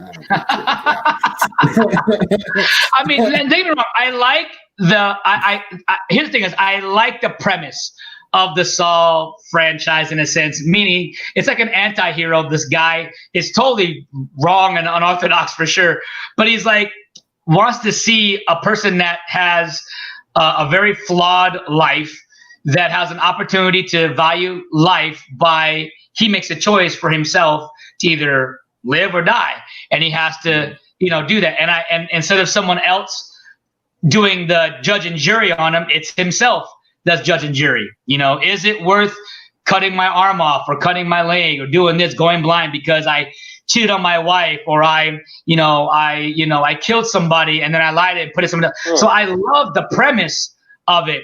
It's like you said, though, when you get to those franchises that these big numbers, it's not that it's been done.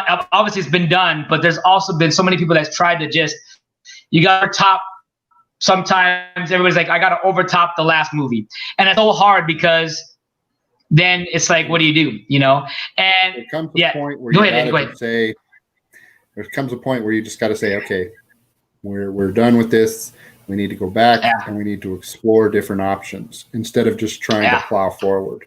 And with the Saw series, I felt it kind of reached that at number 3. And for me, there's a lot of things kind of fighting against Saw for me. For one, I'm not a big horror person anymore. Right. Okay. They're fine movies, but they don't grab me. I'm not in it for the thrills or the scares. I don't get scared easy. So people are like always, screaming and stuff. I'm like, you found that scary? Well, okay.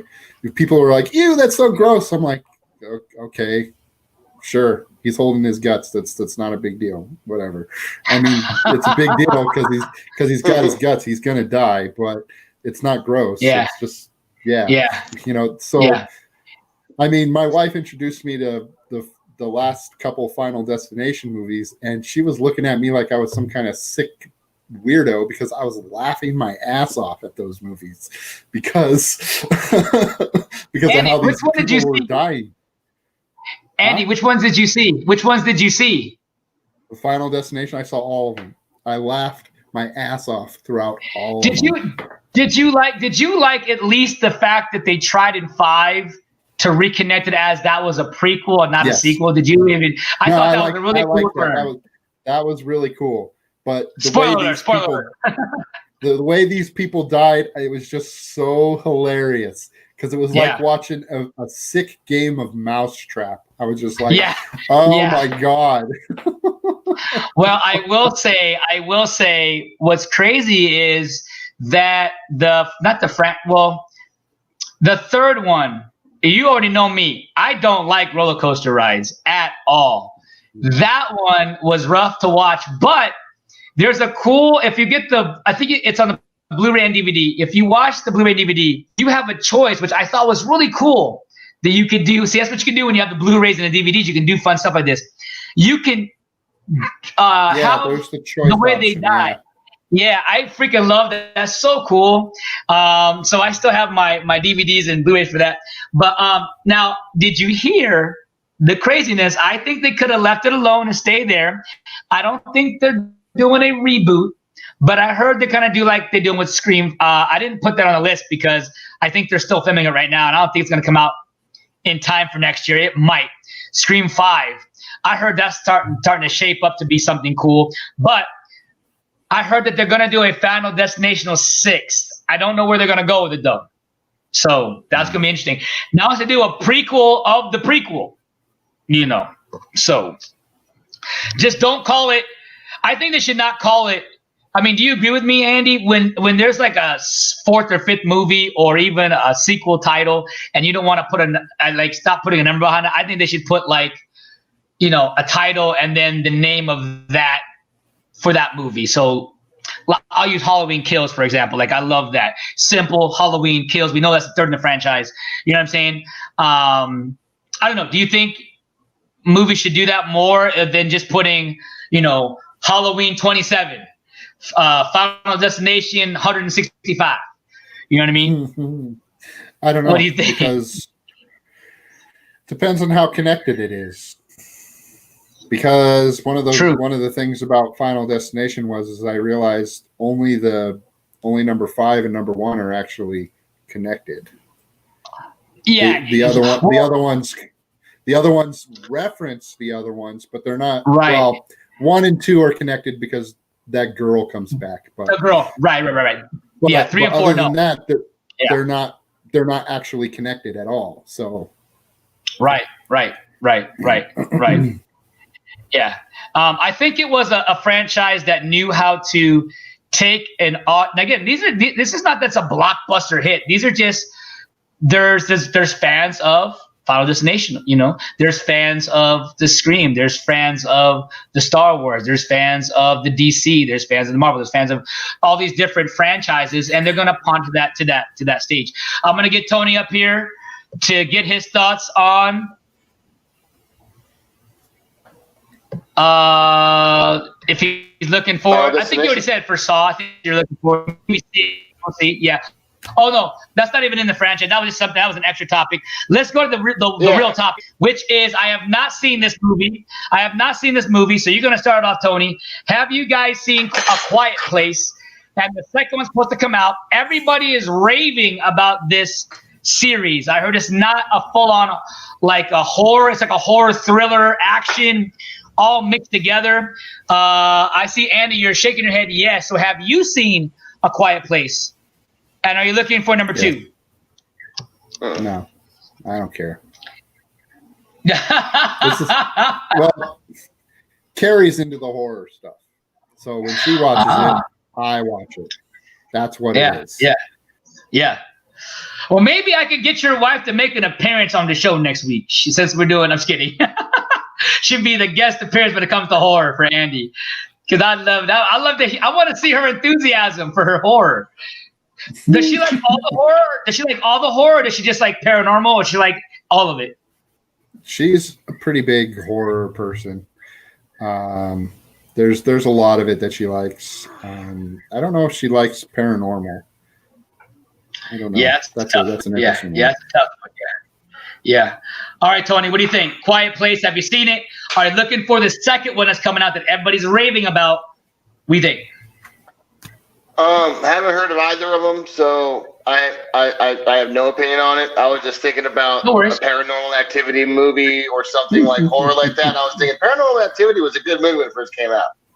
That's like in the house creepy, like things just spinning around, and you're like, man, that's wild. Yeah. So, I had to stop watching. I have no opinion on it. After the fourth one. I wanted to kind of just dabble in and see what the story up like, because it does kind of follow suit. I will have to say they did a very good job with 1, 2, and 3, and 4, and whatever they were doing. They interacted the movies very, very well to connect. But that's just something that I can't watch hardly anymore. That hardcore of demonic possession and stuff like that. So yeah, paranormals are not my thing anymore. I used to big time, but not anymore.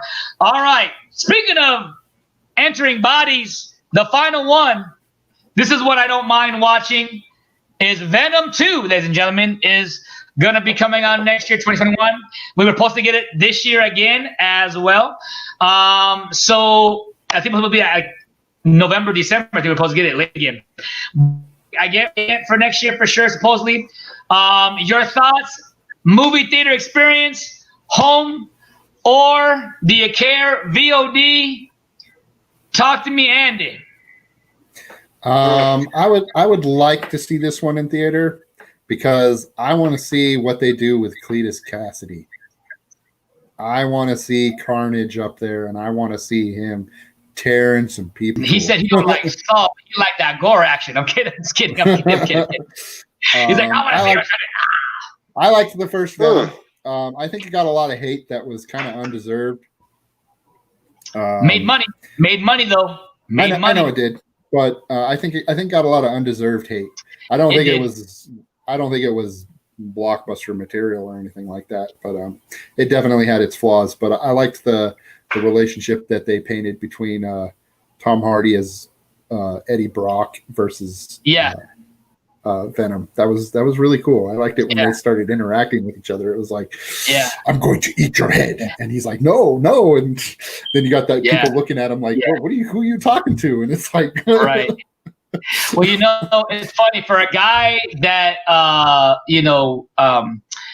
with comic books, DC or Marvel, I'm both on both ends. I think the only thing I probably know anything like, if you want to call it hardcore, maybe Superman, if you want to say that, just because I love that character. But everything else is like just, what you're watching. So for me, not knowing the lore or anything like that, like I enjoyed the first one. Love the dynamic between the symbiote and then Eddie Brock, which is Tom Hardy's character.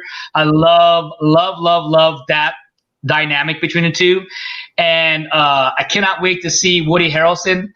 Again, my man is like getting roles, you know what I mean? It's kind of like Jim Carrey and some other guys that are getting these iconic roles all of a sudden, and they're killing it right now. So I'm really curious to see how Woody Harrelson does as Carnage. And something I would love to see in theater.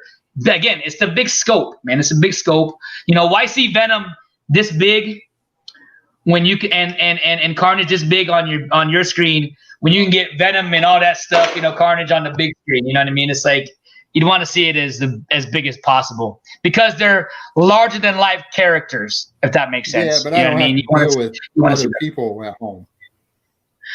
True.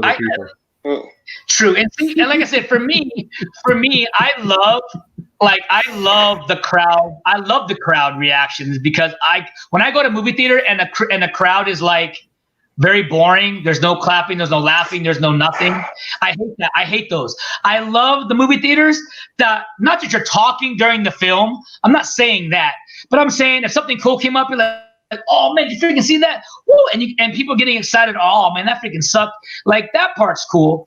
And I enjoy that part of it. So I definitely want to see this in theaters, but obviously we're probably not. Probably end up going to watch the VOD. Mr. Tony, what do you think, buddy?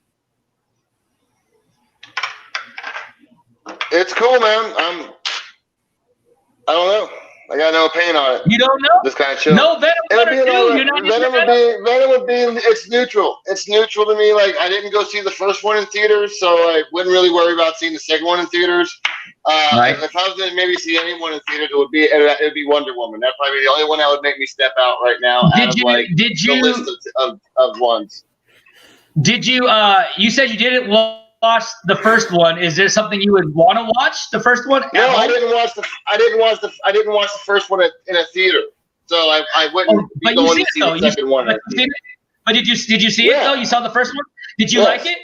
Yes. You did like it? Okay. It was okay. It was okay. It was just a neutral. I didn't have a negative vibe against it, but it didn't make me be like jumping out like that's so awesome. It was just right in that neutral area where I watched it a few times and I really don't have a deep. I just kind of let it go through. Yeah. Feel the same way. Feel the same way. I think the reason why, if I like these more than others, is because it's the first time we get to see these characters on screen. It's kind of like why, even though Justice League didn't make the Frankenstein cut, even though it didn't make a lot of money, but I know there are some people that did enjoy it because of the fact that it was their first time seeing Superman, Batman, Wonder Woman, Aquaman, Flash. They got a chance to see him on the big screen, but it didn't make it a fantastic movie whatsoever. You know what I mean? So that also might go into one of those departments where I was really tired when I was watching it. That happened to me with Shazam, and I had to rewatch it again. And there was a time when I was watching movies and falling asleep because I was just really tired. So so I might have to go back and absorb that again or something. But it was like okay. I didn't hate it. I didn't like it. I didn't love it, but I didn't hate it. It didn't turn me off. It was just there. If you don't kind of keep giving me that build up to where he interacts with Spider-Man and some other maybe main characters, I'm not impressed yet. I'm not like, how'd you do? All right. But I'm glad it's there. Was the one thing that was missing from it is that his interaction with Spider-Man. Yeah. I mean, even Suicide Squad gave Batman a little teaser. Yeah, I think they're talking. Something might happen in Venom 2, but the problem is I think I don't know the story. It's Andy, Spider-Man. Do you know the story, Andy? I know Venom's not ever supposed to go on the MCU because of it's a Sony property, but Spider-Man can be a part of. There's a really weird thing why Spider-Man can't be in Venom for some reason at the moment. But I think they're working out a deal to where they can. I forgot why that is. Venom is exclusive to Sony right now. Exactly. Right now, Spider-Man has Tom Holland's Spider-Man anyway. Right. Is kind of co-joined. He's got the divorced parents going on. They got joint custody of him. That's what's going on. I love it. Legendary though. Yes. Yeah. So that's what's going on with that. It'd be tricky. it would have to go into Garfield's into Venom. Yeah, because Maguire already had a Venom technically. You know what I mean? Like you really can't give it to Tom yet. Yeah, it was okay. If we were to go Spider-Verse on it, if we're going Spider-Verse on this, like we can wean this Venom maybe into Garfield. Amazing Spider-Man. I didn't like the Amazing Spider-Man show. Wow, I actually didn't mind Andrew Garfield. I like Andrew Garfield. I like how they tried to introduce new villains. Like I like the lizard guy they brought for the first time, which was really cool. I want to say that I guess in Spider-Man 3, because since Sam Raimi, as I say his name, Sam Raimi, he's getting ready to he's directing that one. And I heard, the rumblings are all over. Anywhere from Electro with Jamie Foxx is making an appearance. We got the no, they debunked that. They debunked what? Jamie Foxx making an appearance as Electro. When? I read it a couple weeks ago. Okay, because there have been some really huge credible sources that I have talked to that actually said and showed and tweeted and all this other crap that. But I could be wrong. It's been 2 weeks. 2 weeks they could have changed it. All I know is everything mamas have reported on this and factual too. That's crazy. But if they do, hey, don't matter to me. It's not like I cared about the character. Yeah. I hope they don't join the Garfield Vertiverse. I hope they don't. I didn't like Andrew Garfield as Peter Parker. They made him too millennial hip, and he didn't sell as. I didn't see that as Peter Parker. But maybe Garfield's Spider-Verse is exactly what he needs with Venom. Maybe Venom could help save that Spider-Verse. No, well, let me say this. I think if they can get not the same writers, but they can get different writers or different people to write the material for Andrew Garfield's Spider-Man. Like I enjoyed his Spider-Man. Of course, I like Tom Holland's. And of course, I like Tobey Maguire's Spider-Man. But I just think they all three did a good one. It's kind of what you could say with I'll use this as a perfect example with Superman. Christopher Reeves, Brandon Routh, and Henry Cavill. I can't choose. They're all three really good to me. Brandon Routh didn't get a fair shake, but I heard that on HBO Max that he could be getting his Kingdom Come Superman series. So I'm really excited to see him back with that. But I'm just saying that I'm the same way with the Spider-Man, the three. Like I enjoy all three. It's not like I can't pick which one was better. I think they all brought their own unique style to that, if that makes sense. But we'll see. We shall see. I know Spider-Man 3, they're supposed to have everybody named mamas in this damn film. So we shall see what happens, because it's supposed to take place after Doctor Strange, and what's the name of the actual undertitle? Doctor Strange in the Multiverse. Something of Madness. The multiverse. Yeah, Multiverse something Multiverse of Madness. Yeah. So it's supposed to happen. It's like the next movie right after that. Kind of like how Spider-Man Homecoming or Far From Home is number 2? Far From Home, right? Is number 2. Yeah, it's kind of like how Far From Home wasn't that a post movie after Endgame, correct? Mm-hmm. Yeah. So it's going to be kind of like that for that series there for Spider-Man. So, all right, guys. Well, hey, as always, a pleasure. But I want to ask you guys a funny question. I know you guys saw the Mandalorian season 2 trailer 2 that came out Monday Night Football.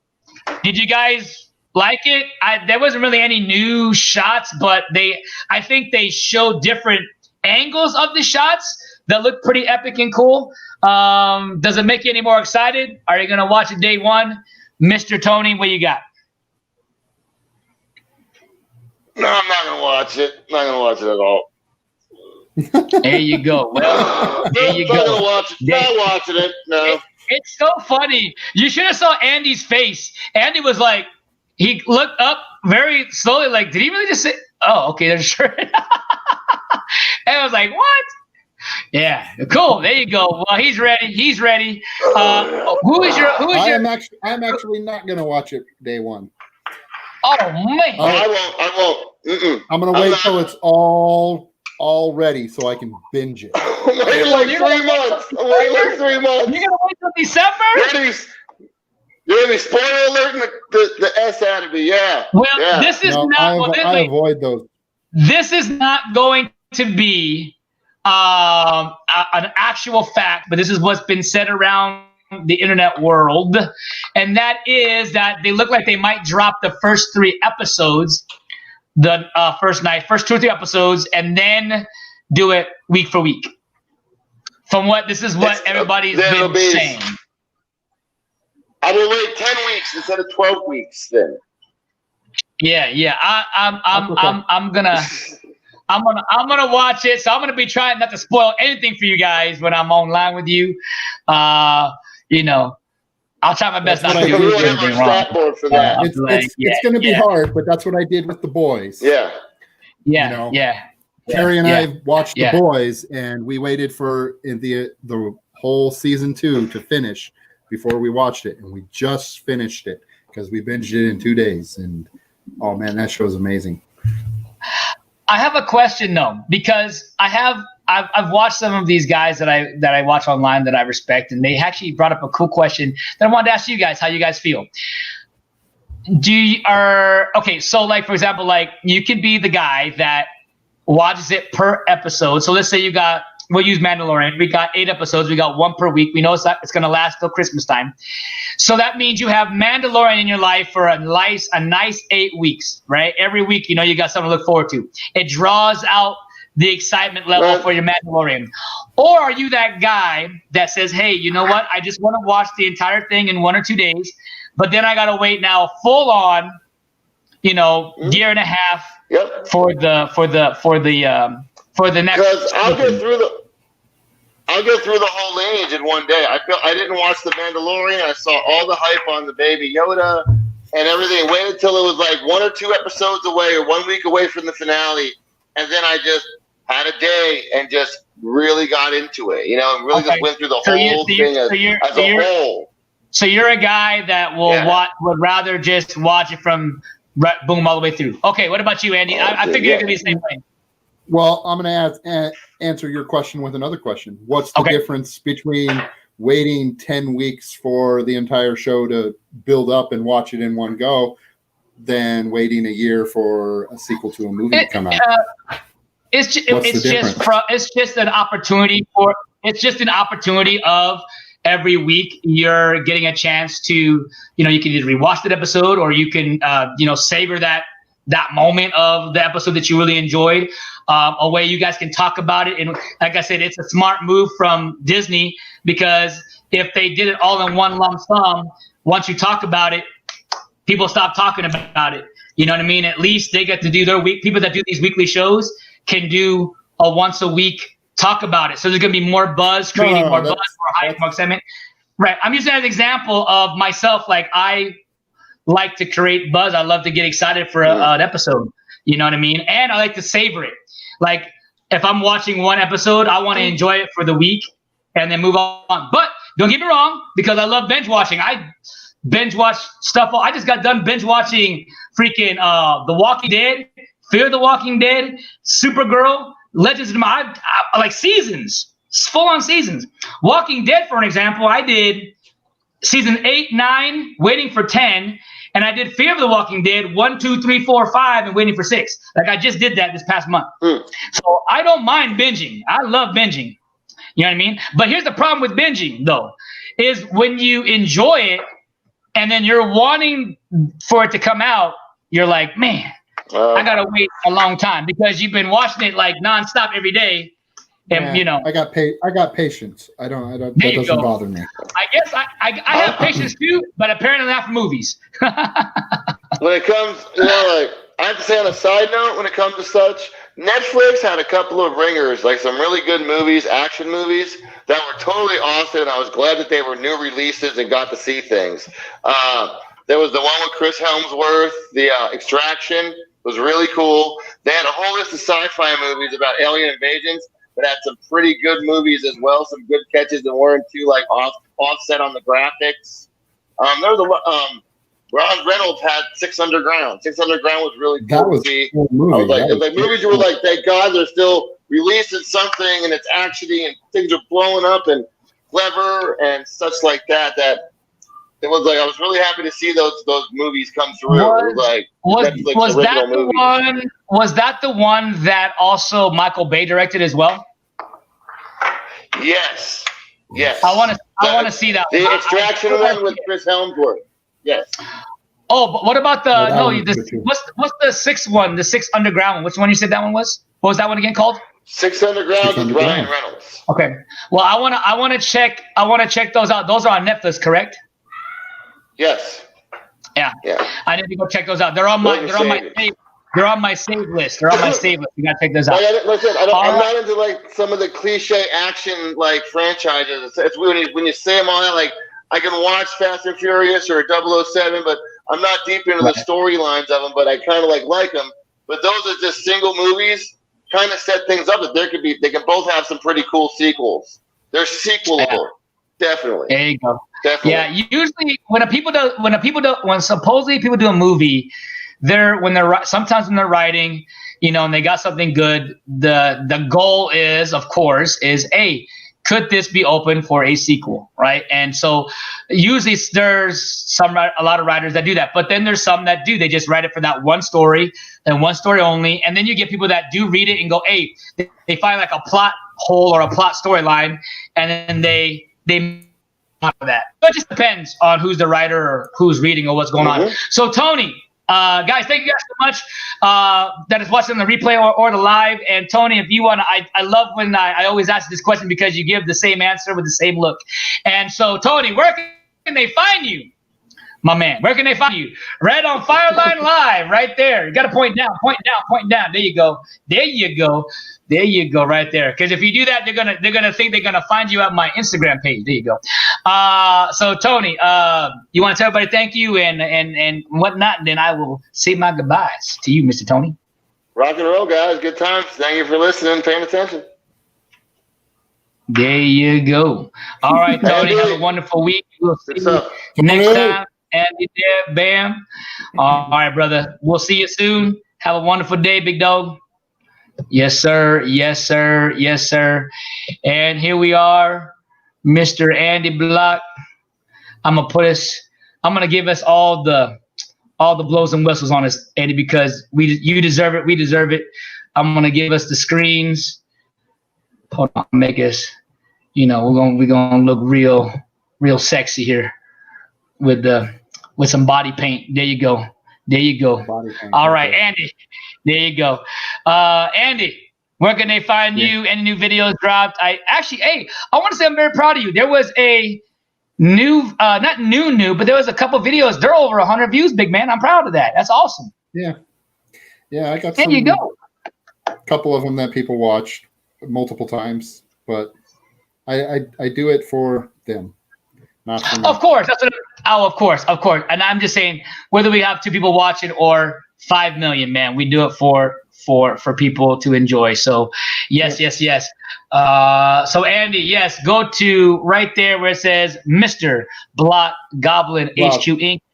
Yeah. No, this I'm having trouble coordinating here. This is not part of it, but this part in the parentheses, that is my channel name. If you go there, you can find my stuff. It's all gaming stuff. So if you're not into board games or role-playing games like Dungeons and Dragons or anything like that, you probably won't get a lot out of my channel. I'd appreciate it if you did go over there and watch it. Who knows? Maybe it'll turn you on to those kind of hobbies. If not, that's okay. There you go. Well, I will say, when you guys type in on YouTube, it is difficult. You have to type it in exactly. Like I tried putting in your information on the description for your YouTube channel, Andy, and I couldn't find you. I kept typing every single thing: Goblin HQ Inc., capitalized on, and it has to be exactly Goblin HQ capitalized with the space. It has to be the same. So it's very particular. But yes, guys, go check out my friend Andy, man. He's got some good stuff over there. Hardworking guy, works hard on his stuff, looks great, got some new equipment, looks fresh, and I'm very proud of him. So Andy, thank you, brother, and always is a pleasure. Yes, and always a pleasure to be here. Yes. Give my thoughts on some of this stuff, even though probably doesn't count for much. Oh, it does. And don't forget, I want to hear some comments from you guys in the live, or even Andy or Tony, if you're still listening. Definitely, go in the comment section and comment your thoughts of what we talked about today. Have some fun, create that conversation. I will say next week, I was going to do like a Halloween thing. The only way I'll do that is if Andy is able to bring his tag team partner in life on the screen with him, so she can have some fun with that. She works, man. Well, we might have to have me and her just have our own like pre-recorded one that we do when she gets off work, because I'd love to do some of that with her, because I can mess around with some horror genre and love to get her thoughts.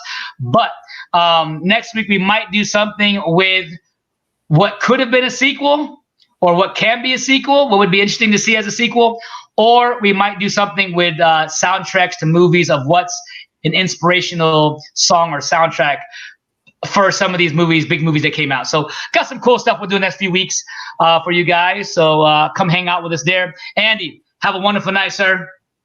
You do the same. All right, big man. Appreciate you for that. Bam. And we're going to take off that lovely screen as you see all the production here. We're just going to put it right there. Actually, right there. There we go. But hey, guys, we thank you guys so much. Guys, don't forget about the Patreon. You can guys go to FIRELINEENT.com, hit the button there after you get to that website. It'll take you straight to the Patreon there. We're trying to get to 10 members. We're at number 7. There is now a Just Because Patreon, which is, hey man, it's $1. It's 3 cents a day. It's not that much to give to your boy to keep the lights on. No, I'm kidding. It don't keep the lights on, but it does help wanting to get this stuff more with the channel, better equipment, good content, short films, movies, music, mukbangs. When I do my eating stuff, it helps, guys. It helps. So thank you guys so much for being a part, and thank you for all the ones that already are a Patreon there. And all I can say is I usually don't get political, and I'm not going to, other than I'll just say it is important to vote this term. And I would just say do all the research, guys. I wouldn't take anybody's 100% word. I am not going to tell you who I'm voting for. All I'm saying is I will say that I will vote not for the person, but for what the policies are and my faith, right? That's how I'm voting. So if you do your research, you kind of know what side I'm leaning on. Just gonna leave it there. But you guys need to do that, need to vote, because if you don't vote, number one, you don't got no say in the matter if things go bad or good. And go vote, because if we don't want the bad to happen, we need to vote. We need to make sure that we're doing good on that. So that's all I'll get for you guys. Political, if we want to get that there. I see some comments in the comment section. Let's see what we got cooking. Chelino is in the house. Hey, Chelino, it's good to see you, buddy. You're hitting the tail end right here, buddy. Thank you so much for even hanging out for a few seconds. Thank you, Seth. Thank you to Helen Callie. Thank you for, man, there's a few here. Let me see if I could just thank everybody here. Man, my internet's dragging too slow, guys. Little Blue Magic, Eli, Family 1983. I'm sure there's Ariel Williams, Ron Weasley, Little Mamas, aka Little Chit and Chat. She must change her name or something like that again. Helen Callie, like I said, yeah. And of course, big thank you to Goblin HQ Inc., Mr. Block, and of course, Tony Spataro. Thank you guys so much. All right, guys. Well, hey, we'll see you guys on the next one. Behave, be good, be kind to others, and most importantly, have a wonderful and great day. God bless. Peace, everybody. Yeah. And here it goes lagging for you guys as my tagline is still going. And it's still going. Wait for it now. It's coming. Peace. I think.